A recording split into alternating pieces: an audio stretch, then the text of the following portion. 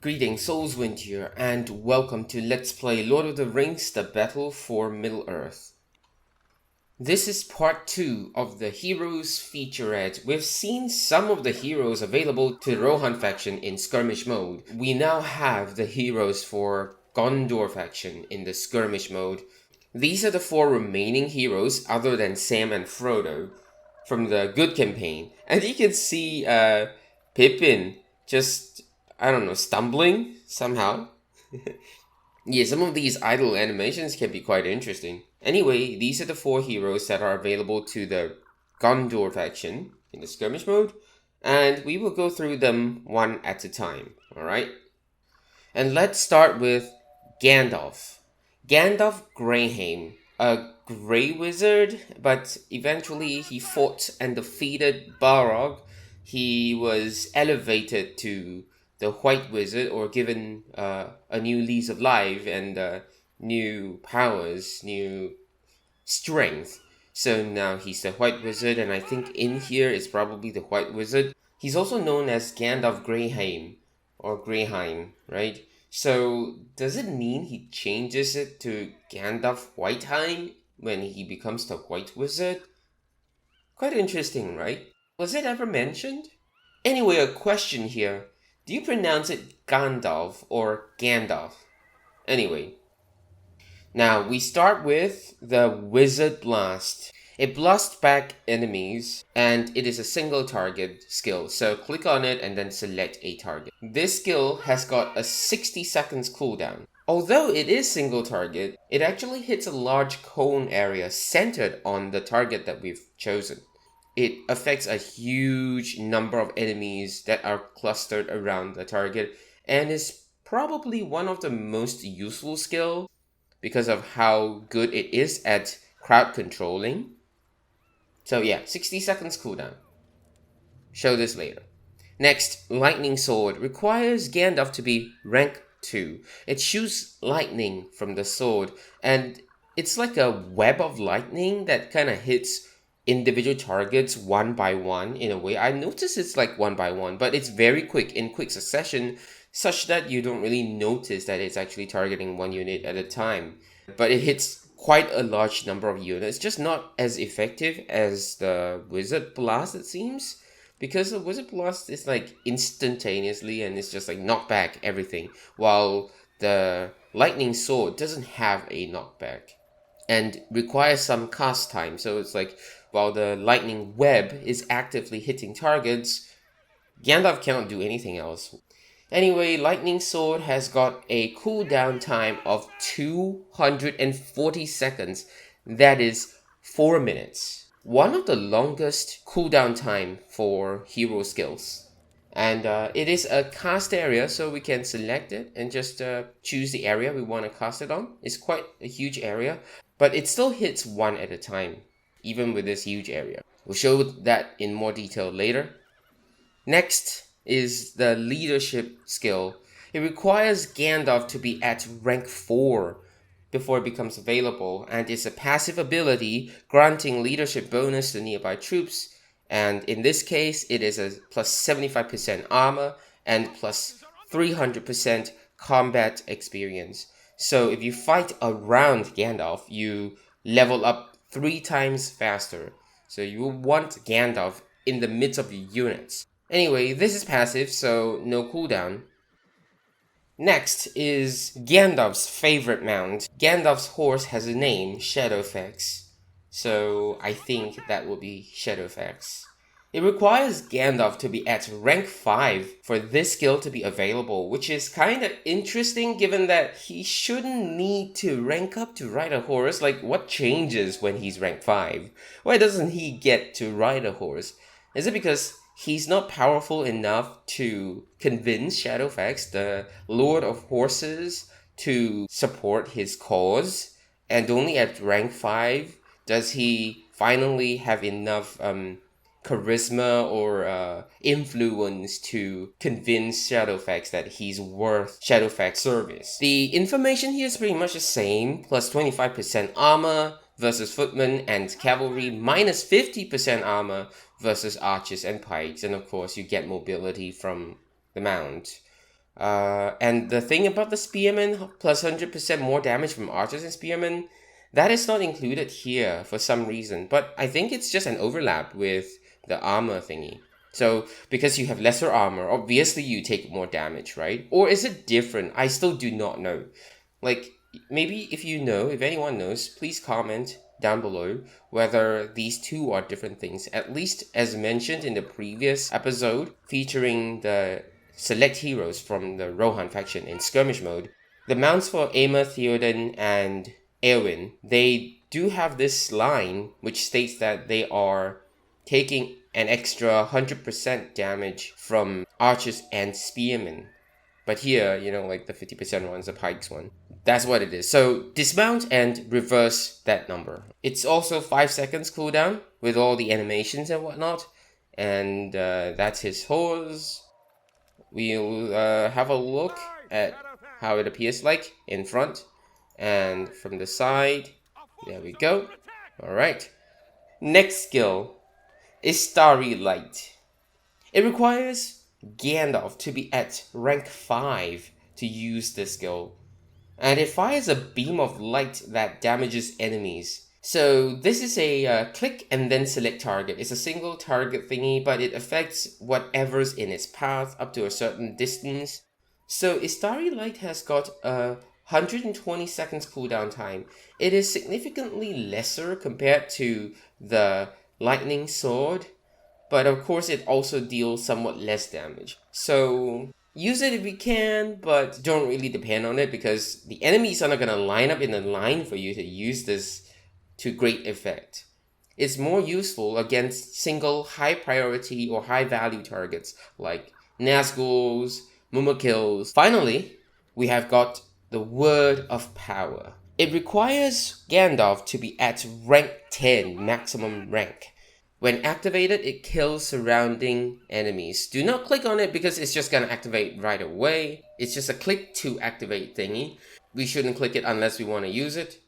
Why? Because it takes a 360 seconds time to cool down, and that is a lot of time. So don't use it hastily.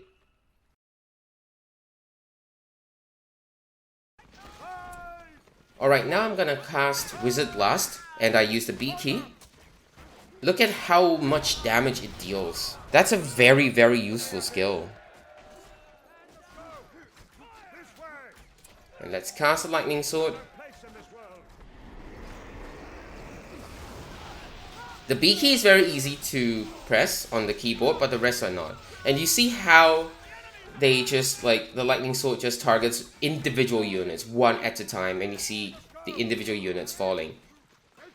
Let's try the Starry Light. Now, let's target this one. No, hang on.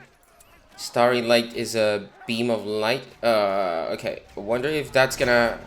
Yeah, okay, it affects those, but this only took a little bit of damage. I don't even know if it's from the arrows or whatnot, but, well...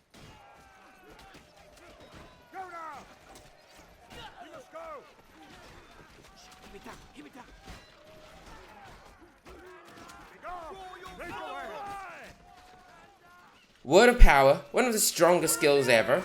Let's move over here and let's use it. Standing around here. See the damage? These, all gone. Gates gone. Taken some damage on these buildings. And units here, all gone. Alright, so that's why it's a 6-minute cooldown time. 360 seconds. Because it is that strong.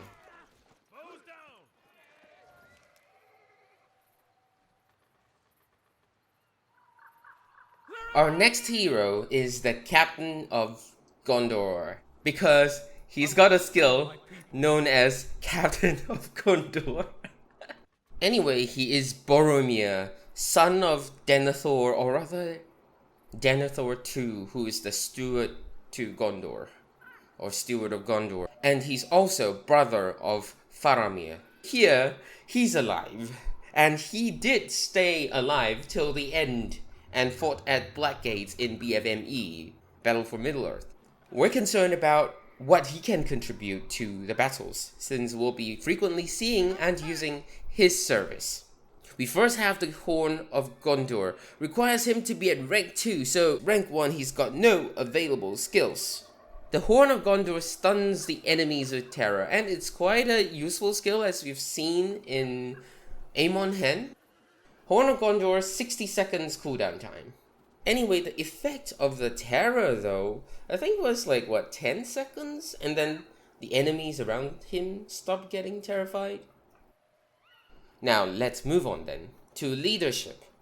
Leadership requires Boromir to be at rank 5 and is a passive ability. So it provides leadership bonus to nearby troops, and that bonus is in the form of 100% extra damage. That applies to Boromir himself as well. His own damage output though, well, pretty average. Finally, we have Captain of Gondor. Requires Boromir to be at rank 7 and gives targeted units experience. So this, oh wait, hang on. This is a click to cast. So click on it, it gets cast. 60 seconds cooldown. So let's click on it first. Wait, hang on. Yeah, okay, that thing was from here. So I'm sorry. That was just click to cast, okay? This one is what this is, alright? And we can right click to give EXP, but we're gonna left click to deselect because it's got a cooldown time of 180 seconds, so we don't want to use it without having any effect, okay? Or without it having any effect. So we can see the EXP here. Yeah, it's not exactly a very good thing. So I hope they go back to here and then this goes back to here, right? Anyway, cast Captain of Gondor.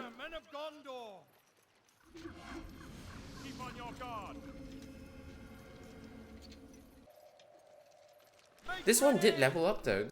I already forgot because I'm thinking about the next step, and that would be to show the Horn of Gondor. So let's move Boromir forward. Horn of Gondor, let's cast the skill here. Yeah, see? They get stunned and they cower in terror or in fear.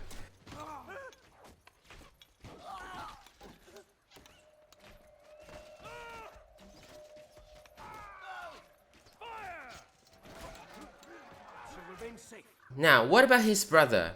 We have got Faramir, young brother to Boromir, of course, son to Denethor, and the captain of the knights at least, or the leader of the Gondor knights. Faramir is a little more versatile, but he lacks the HP or the tankiness to fight right in front. That's why his versatility gives him bows to use on top of his sword.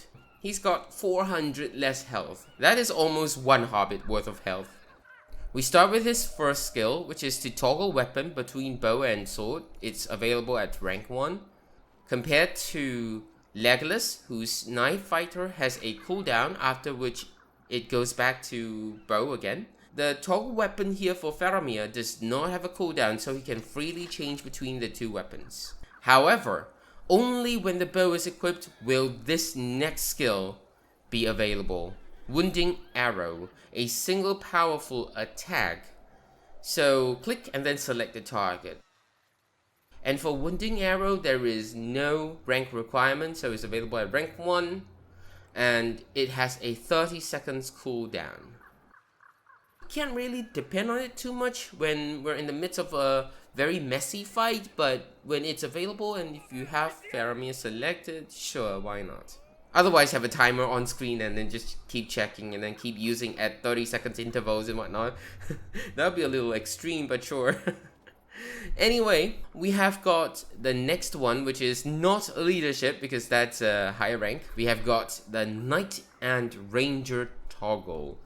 This skill allows Faramir to switch between Knight mode and Ranger mode, and has got a 5 seconds cooldown.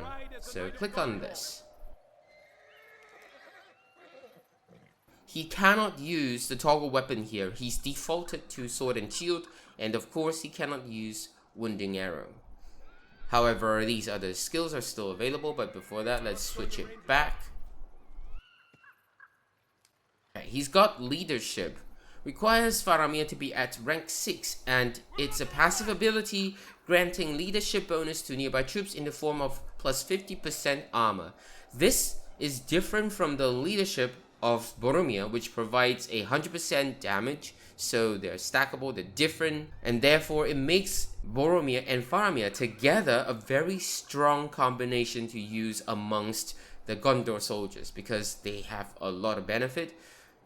But it'll be better if we have got Gandalf together as well, because this is also armor, and it also provides combat experience. And if I'm not mistaken though, because they're of the same type of leadership bonus, if we have Gandalf in the mix, then Faramir's bonus here doesn't apply. However, do we still keep Faramir amongst the troops and fighting? Yes, because he's got the Captain of Gondor. Requires him to be at rank 7, but gives targeted units experience. So click and cast in an area.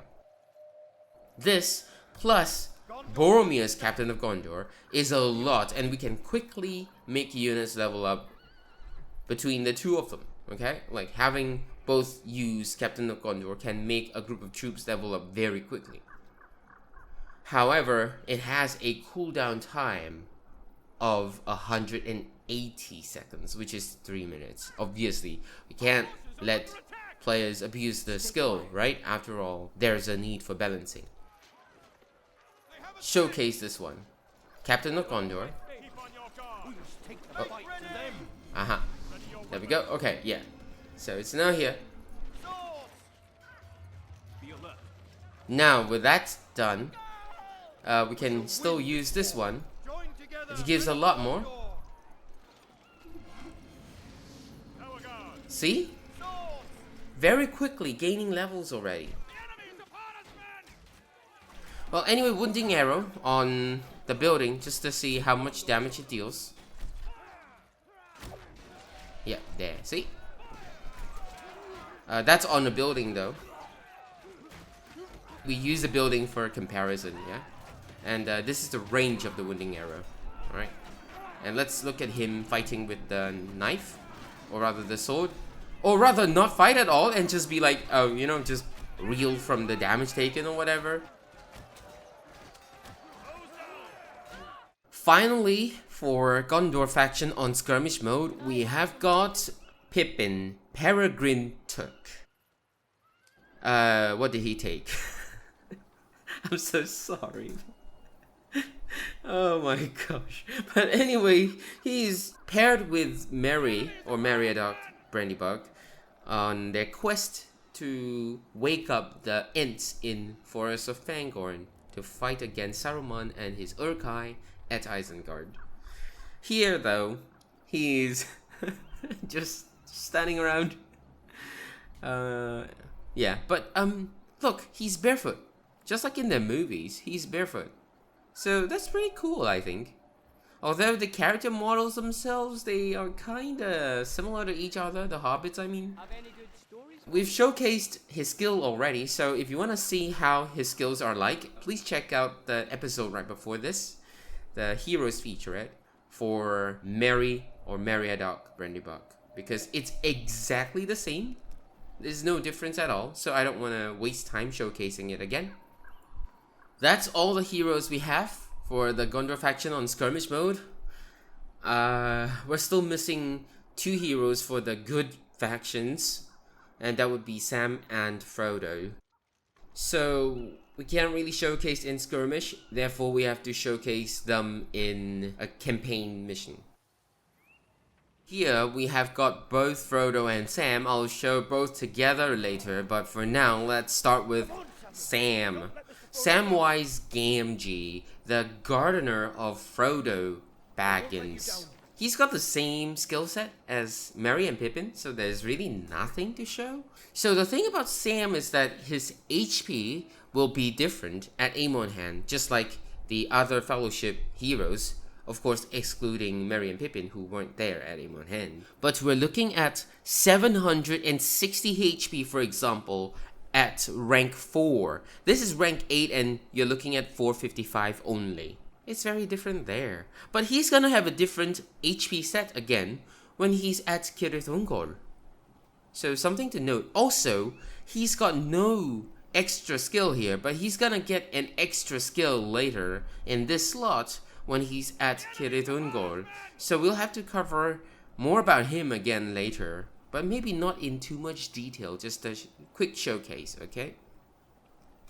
Anyway, we move on, because I'm not going to show these two. They're the same as Merry and Pippin. Now we have Frodo. Frodo's at level 9 already, and also just like Sam and the other non-Hobbit heroes at Amon Hen, his HP would have been different at Amon Hen, and we were talking about the same HP pool that Sam has at Amon Hen, and that would be like about 780 at rank 5, 760 at rank 4, and up to 830 at rank 7. That's a lot of HP. Of course, we can try to get all the values and whatnot if we were to try to get him to a higher level, but it's gonna take a lot of time. We're looking at skills. He's got other skills. The file, or the feel, I don't know how to pronounce this, I think it's file of Galadriel, causes enemies to flee, and it is a left click to activate. So for the file of Galadriel, it's a 30 seconds cooldown, and the fleeing time I think is about 5 seconds, just like Elendil that Aragorn can use. Finally, we have got the One Ring. It makes Frodo invisible while he can still move, and it's also available at rank 1, so all these are available at rank 1. And yeah, Frodo can still move while invisible. So what stops him then? Well, the Eye of Sauron.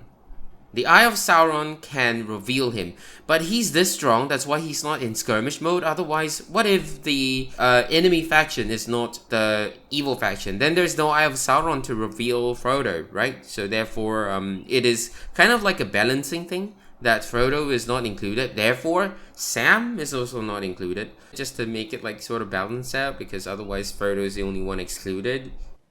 Anyway, for the One Ring, if you were to click, it makes him invisible. He can still move, alright? See? But we can deactivate it ourselves, whereupon he becomes visible. And also, this is grayed out, cannot be activated. There's a 10 seconds cooldown if you were to manually deactivate the One Ring. However, if we do not deactivate the One Ring, okay, then in 30 seconds, if we were to zoom out at least, if we were to zoom out, in 30 seconds, the Eye of Sauron will appear on our screen, right? So we just need to wait for 30 seconds and the eye will appear on screen. Like, we'll be able to see the eye. It's just programmed to appear and let us know visually that the eye has appeared. It just appears on screen in 30 seconds, and then in another 15 seconds, it will snap to Frodo and reveal him. No matter what we do, no matter how we make Frodo run, unless we make Frodo run into the eye, otherwise 15 seconds is the amount of time we have from the appearance of the eye to Frodo's revelation. So move him out of danger before 15 seconds is up. And then once he is revealed, the One Ring becomes unavailable for use until another 30 seconds have passed. So upon revealing Frodo, there's a 30 seconds wait time. Then the ring becomes usable again. These are just rough estimates because there's also like the animation of him like going between not seen and seen, and it's quite hard to tell when the animation ends and whatnot, but you know, it's roughly that amount of time. And that's about it for Frodo. So I think what I'll do is like quickly showcase the HP difference for Frodo and Sam at Amon Hen, as well as at Kirthungol, and then end the episode. Firstly, Amon Hen. Frodo's HP is now a lot higher, 830 at rank 7. Even though he would have been 530 HP. Now, one thing interesting about Frodo that I did not mention was that Frodo cannot be revived, because we cannot lose Frodo. He's not in skirmish mode, he's only in campaign mode, and there's no chance to revive Frodo. For example, we cannot lose Frodo at North Ithilien. We can only lose Sam, but not Frodo. We cannot have any way to revive Frodo at Moria, at Amon Hen or at LoTR. So there's no way to revive any heroes at those 3 missions. Firstly, we cannot revive heroes at Moria, at LoTR, and at Amon Hen, where Frodo appears. Then at Northern Ithilien, the objective is to not lose Frodo. So there's no way we can ever find out how much it costs to revive him. He doesn't appear in skirmish mode, so we cannot recruit or revive him either. So there's no information on that. Anyway, Sam 805 at rank 6 would have been 405. So one more that I want to highlight would be Gimli, 2200 HP. Rightfully at this HP. He's tanky enough, so no change. Now let's go back to Northern Ithilien. A quick stop here, just to show Sam is at rank 8, 455 health, alright, and that's the XP progression. Then we go to Cirith Ungol. After Northern Ithilien, which is mission 13, the next would be 17 here. That's the next time we see Sam. And instead of like staying at rank 8, he got reverted back to rank 6. And his health, 505, would have been 805 if it was Amon Hen, 405 otherwise, but here 505. So kind of strange. The melee damage and whatnot, that doesn't matter. Battles fought 3 already, which is correct. Moria, LoTR, Amon Hen, and seems to discount our efforts at North Ithilien because it's only 3, right? Moria was 1, okay. Then LoTR was 2. Amon Hen was 3. Northern Ithilien was 4. But here it seems to discount those efforts at Northern Ithilien. Also, here we have the Phial of Galadriel taken from Frodo. Okay, same effect, so don't have to show it again. So I was really annoyed that I don't get to see rank 10 or get the rank 10 information because he was a rank 8, we could have gone to rank 10. Not possible now. Finally, let's go to Helm's Deep. And we have got a few revivals here. Boromir cost 700 to revive at rank 4. Would have cost 1000 to revive. Gandalf, 1260 revive at rank 4. Would have cost 1800 to revive. So it's a 70% of the usual revival cost because here the resource gathering rate is lower. I'm not going to show the rest, it's all 70%. Now back to the heroes. Hey, and we're back here with these 4 heroes. Now, time for the stats. That includes Sam and Frodo as well. Their Amon Hen and Cirith Ungol stats are different. Their revivals and whatever, the cooldowns, and yeah. You can see on screen the stats right now. These stats, not all of them are obtained values. Some of them are projected values. Like, you know, Gandalf can only be recruited at rank 5, and we have the recruitment cost and revival cost at rank 5. But we cannot get him to revive at rank 1. Quite hard to prevent him from gaining levels and eventually leveling up. And then he takes part in the Minas Tirith mission also. And that's the first time we ever get to revive him. By then, his level would have been a lot higher. In skirmish mode, he is available at rank 5 right from the get-go. But anyway, yeah, these are the stat values for Boromir, Faramir, Gandalf, Pippin, Sam, and Frodo. And I think that's about it. Please let me know in the comments whatever I've missed or whatever I've made a mistake on. Otherwise, I hope you enjoyed this episode and I hope you found the information shared helpful. Thank you so much for watching. That's all I have for now. Have a nice day.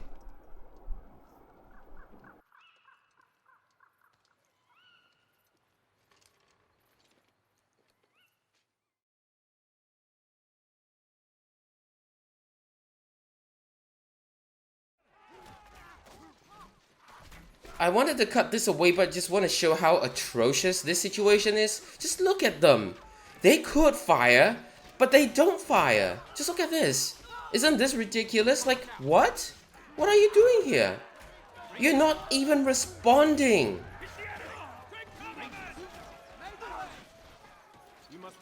And we see that Gandalf is under attack. because we lost all our archers. All of them. They didn't respond, and they all died.